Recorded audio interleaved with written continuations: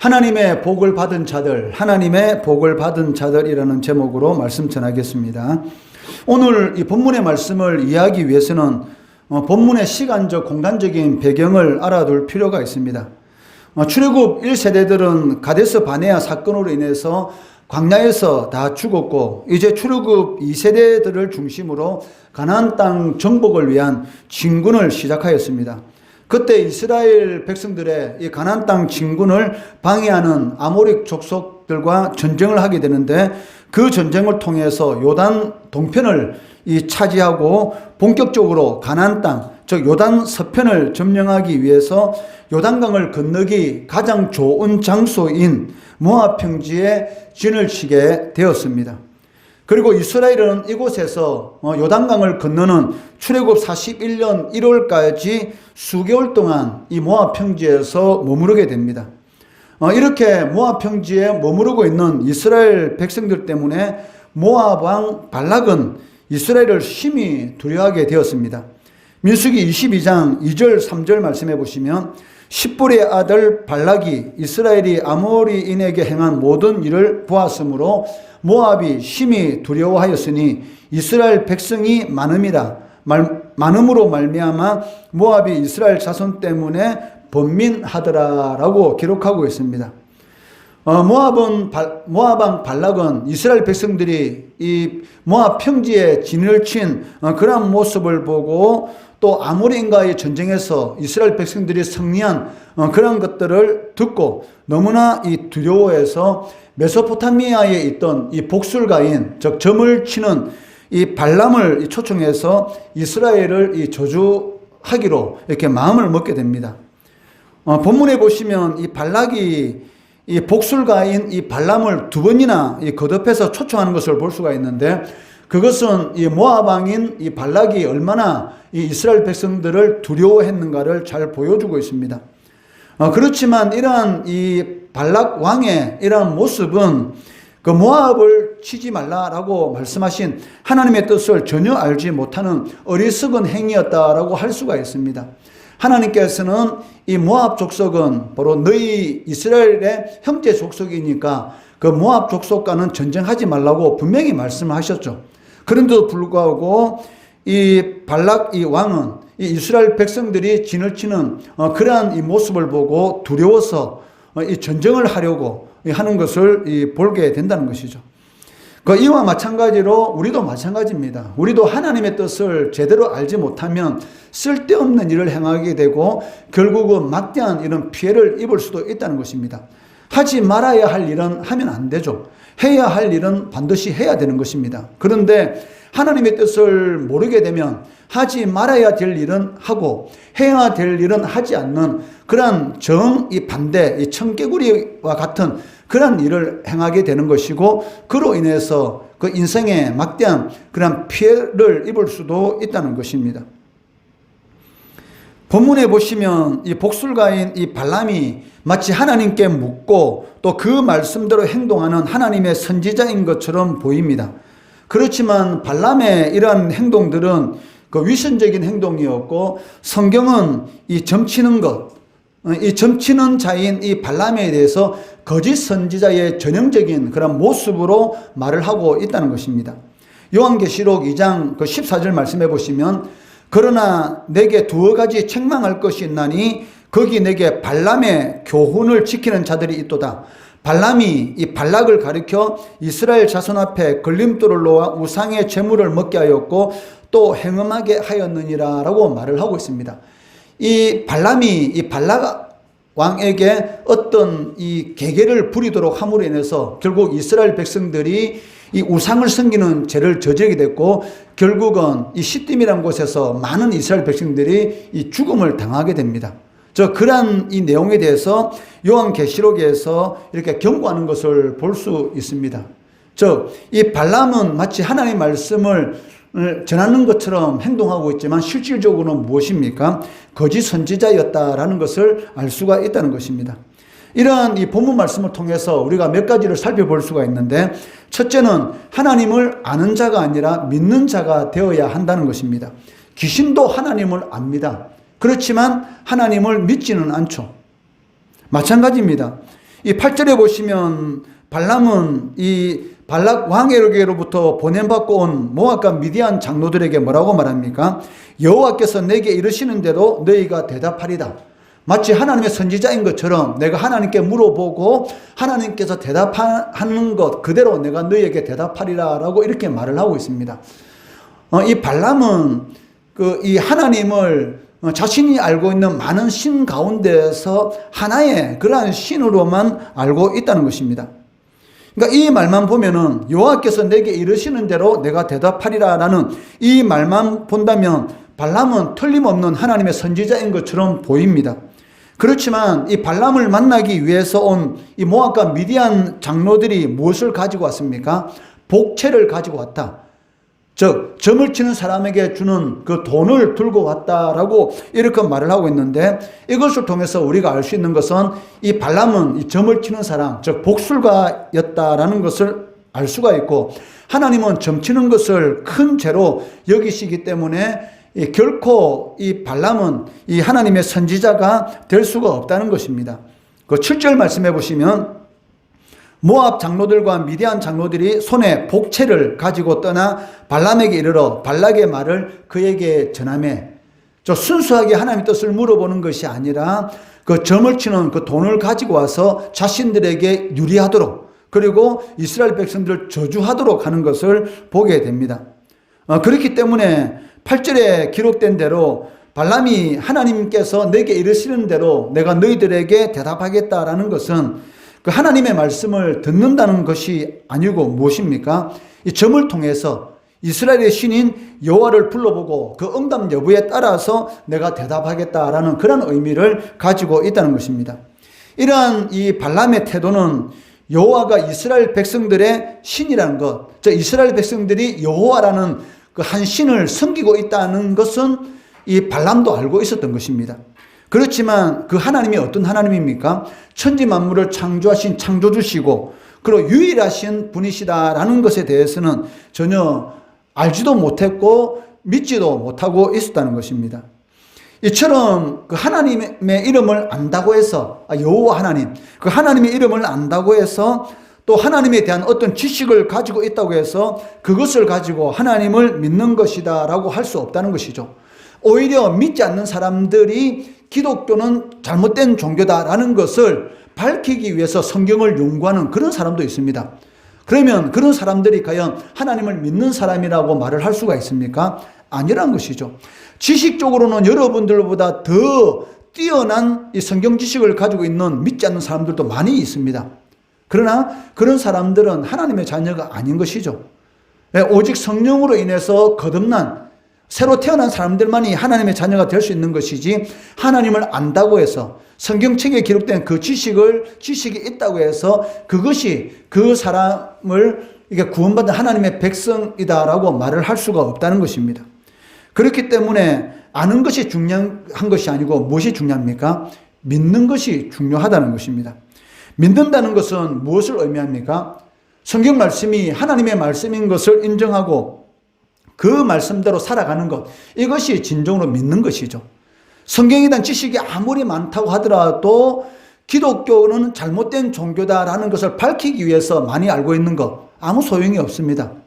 그리고 알기는 많이 아는데 전혀 행동하지 않는 것, 그것 또한 아무 쓸모없는 지식에 불과하다는 것이죠. 만일 우리가 행함이 없이 단지 알기만 한다면 그것은 믿음이 아니다라고 성경은 말씀합니다. 야고보서 2장 26절 말씀해 보시면 영혼 없는 몸이 죽은 것 같이 행함이 없는 믿음은 무엇입니까? 죽은 것이니라. 영혼이 떠나가면 그 몸은 죽었지 않습니까? 그 시체에 대해서 아무리 해코지 한다 하더라도 그 시체가 반응할 수 있습니까? 반응 못하는 것이죠. 마찬가지로 행함이 없는 믿음이 있다라고 말을 하면서도 행함이 없다? 실제로는 그 믿음은 무엇입니까? 시체와 같은 아무 능력도 나타나지 않는 것이다라고, 죽은 것이다라고 말씀하고 있습니다. 그렇다면 여러분, 우리는 하나님을 믿는 자입니까? 아니면 아는 자입니까?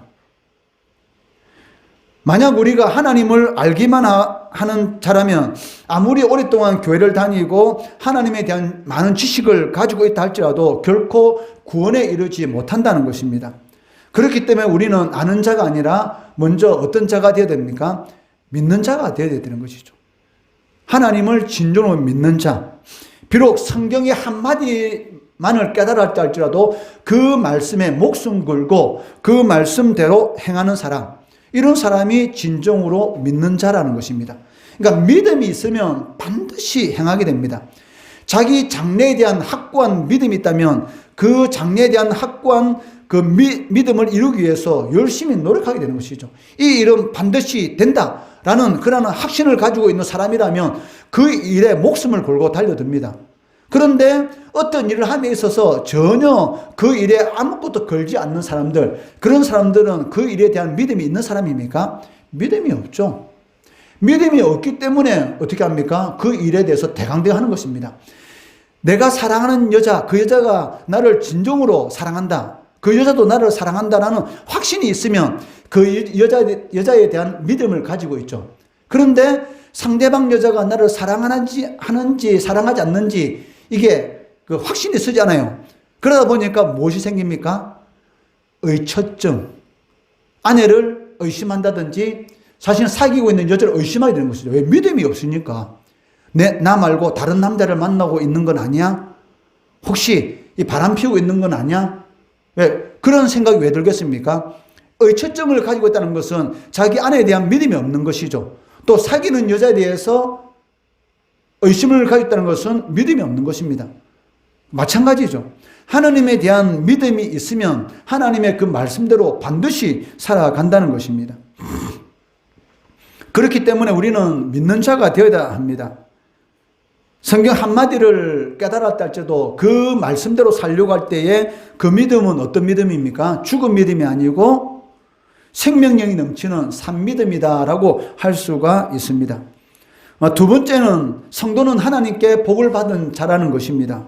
12절에 보시면 하나님께서는 이 발람에게 모압 왕 발락이 보낸 자들과 함께 가지도 말고 이스라엘 백성들을 저주하지 말라라고 명령하십니다. 그 이유가 무엇 때문입니까? 이스라엘 백성들은 하나님으로부터 복을 받은 자들이기 때문입니다. 그 12절 말씀해 보시면 하나님이 발람에게 이르시되 너는 그들과 함께 가지도 말고 그 백성을 저주하지도 말라. 그들은 무슨 자들이다? 복을 받은 자들이다.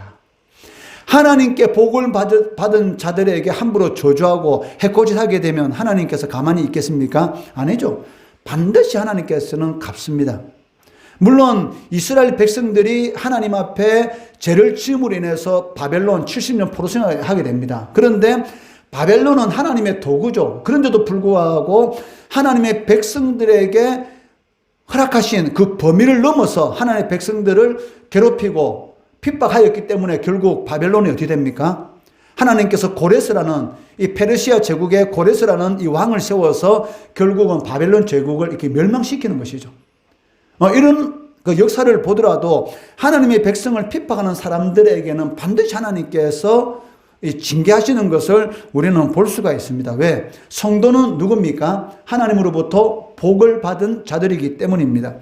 그렇기 때문에 혹 우리가 어떤 잘못을 하더라도 하나님께서는 우리를 위한 징계를 하시는 것이지 저주하기 위한 그런 징계는 하지 않으신다는 것입니다. 12절에 보시면 하나님이 발람에게 이르시되 너는 그들과 함께 가지도 말고 그 백성을 저주하지도 말라. 그들은 뭐다? 복을 받은 자들이다 라고 말씀합니다.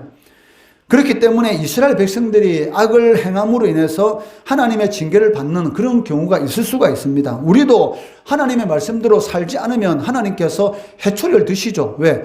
해초리를 들지 않으면 이 사망의 길을 계속 걸어가기 때문에 사망의 길로 가지 말라고 하나님께서 생활을 어렵게 만들 수도 있고 건강에 문제를 일으킬 수도 있다는 것입니다. 그러한 일들 통해서 내가 하나님 앞에 잘못했구나. 다시 돌아가야지. 하나님의 말씀도 살아야지. 라고 회개하고 돌이키도록 그리고 그러한 일을 통해서 다시 하나님의 복을 받은 자로서의 삶을 살아가도록 하나님께서 만드신다는 것입니다. 그렇기 때문에 성도들에게 있어서 이 징계는 무엇입니까? 하나님의 복을 받기 위한 하나의 가정에 불과하다.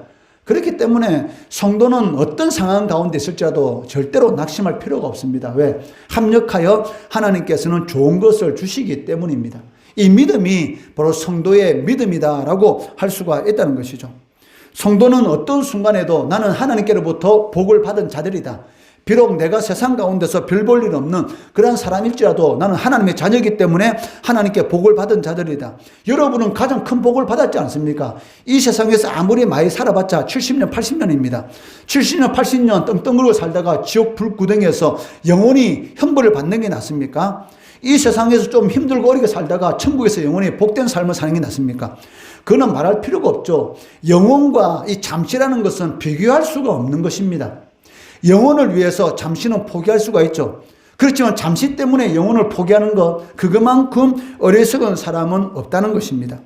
그렇기 때문에 혹 여러분의 삶 가운데 어려운 일이 있달지라도 하나님께서는 이 어려운 일을 통해서 나에게 복을 주신다. 나는 하나님께로부터 복을 받은 자들이다 라는 그런 확고한 믿음을 가지고 낙심하면 안 된다는 것입니다.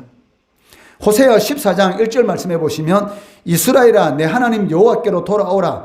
내가 불의함으로 말미암아 엎드러졌느니라.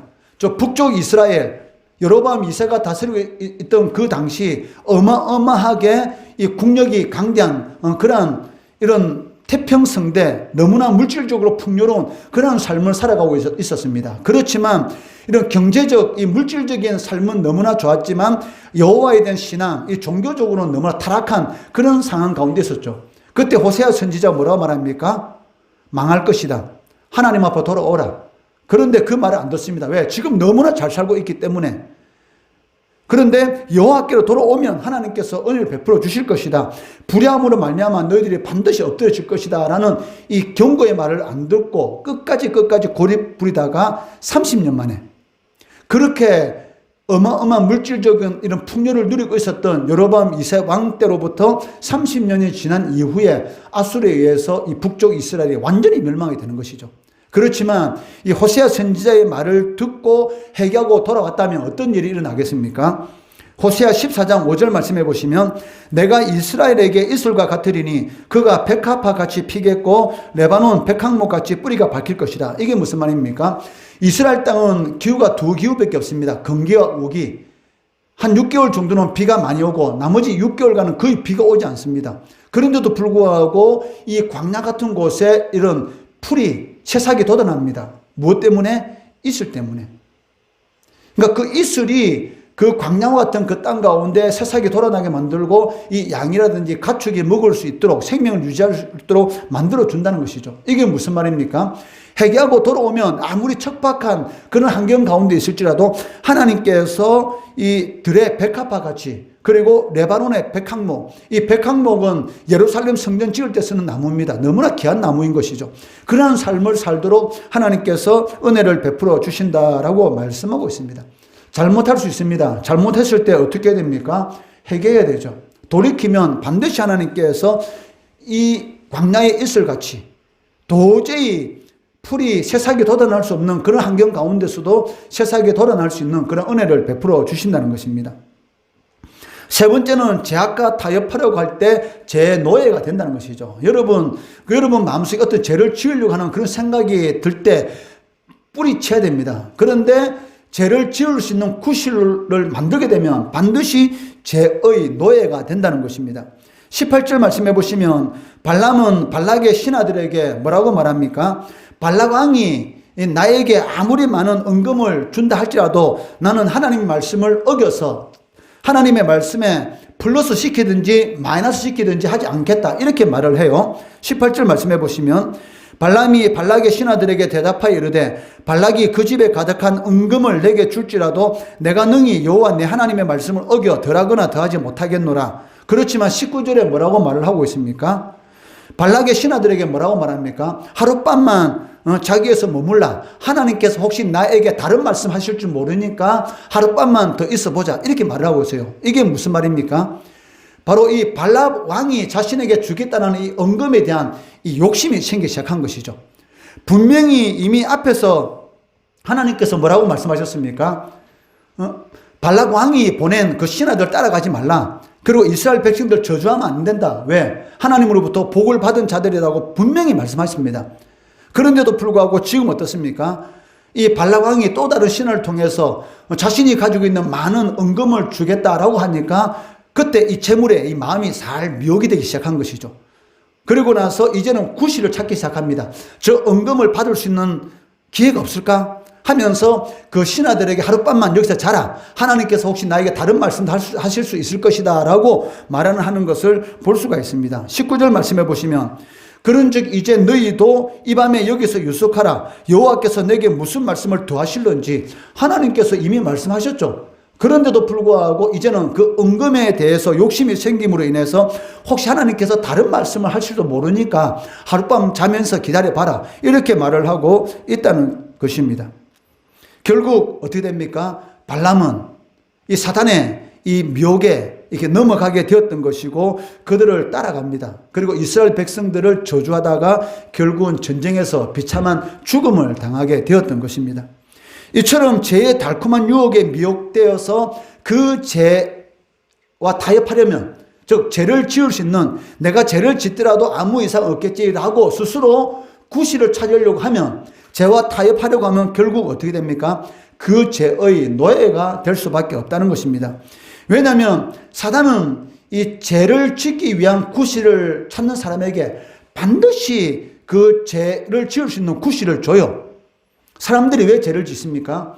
아마 그 죄를 지음으로 인해서 당하는 고통이 어마어마하게 크다라는 사실을 안다면 절대로 죄를 안 짓죠. 그런데 사단은 어떻게 유혹합니까? 너가 이 죄를 지음으로 인해서 누리는 큰 행복이 있는데 그 행복은 너가 죄를 짓기 때문에 당하는 고통에 비하면 어마어마하게 큰 것이다. 그러니까 행복이 더 크고 죄를 지음으로써 받는 손해는 조금밖에 안 돼. 그러니까 걱정하지 마. 죄를 지어. 행복이 영 클 거야. 이렇게 속이는 것이죠. 그렇기 때문에 그 구실을 자꾸 만들도록 만드는 것을 볼 수가 있습니다. 그것은 우리가 이 하와를 보더라도 마찬가지지 않습니까? 선악과 열매를 먹으면 반드시 죽을 것이다 라고 말했습니다. 그런데 이 사단이 보니까 이 하와가 어떻게 해요? 어떻게 하든지 선악과를 먹고 싶어 하는 그런 욕심이 있는 것이 눈에 보입니다. 그러니까 사단이 뭐라고 말합니까? 하와에게, 하와야 정말로 동산에 있는 모든 열매를 먹으면 너에게 죽으라고 이렇게 말했더냐 라고 하니까 이 하와가 뭐라고 말합니까? 창세기 3장 3절 말씀해 보시면 동산 중앙에 있는 나무 열매는 하나님의 말씀에 너희는 먹지도 말고 만지도 말라. 너희가 죽을까 하노라. 자기 마음대로 하와가 구실을 찾았죠. 하나님께서 먹지 말라고 했지 만지지 말라 했습니까? 그런 말도 안 했습니다. 그리고 반드시 죽는다고 했지 죽을까 하노라. 이게 무슨 말입니까? 그 선악과 열매를 먹어도 죽지 않을 수 있다. 이 말이지 않습니까? 이제 하와가 구실을 찾았죠. 죽지 않을 수도 있을 거야. 이제 그것이 자신이 그 말을 함으로 인해서 이미 그 말이 자신의 마음을 잡게 되었고 이제는 선악과 열매를 먹더라도 죽지 않을 것이다. 어마어마한 행복을 누리게 될 것이다 라는 그러한 이 사단의 착각이 마음속을 주장하게 되었습니다. 그러므로 인해서 결국 어떻게 됩니까? 선악과 열매를 먹게 됐고 죄노예, 즉 사망이 바로 인간 세상에 들어오게 되었던 것입니다. 그렇기 때문에 예수님께서는 뭐라고 경고하십니까? 눈이나 손이 만약에 범죄케 하면 눈을 빼버리고 손을 잘라내버리라. 그 정도로 이 죄에 대해서는 과감하게 어떻게 하라? 단절하라. 잘라라. 이렇게 말을 하고 있다는 것입니다. 죄와 타협하는 것은 결국 자신을 죄의 노예로 만드는 것입니다. 그리고 자신을 멸망에 빠지게 하는 것이다 라고 말을 할 수가 있습니다. 여러분들은 하나님께 복을 받은 성도입니다. 성도로서 세상의 가치관이 아닌 하나님의 가치를 가지고 살아가야죠. 그렇기 때문에 죄가 여러분을 미혹하면 어떻게 해야 됩니까? 하나님의 말씀에 벗어난 것이면 잘라야 됩니다. 그리고 하나님의 말씀을 붙들고 살아갈 때 하나님께 복을 받은 자로서의 그러한 은혜를 누리는 그런 삶을 살아갈 수가 있다는 것이죠. 이런 복된 삶을 누리시는 우리 성도, 우리 중고등 학생들 되기를 주의 이름으로 축원합니다.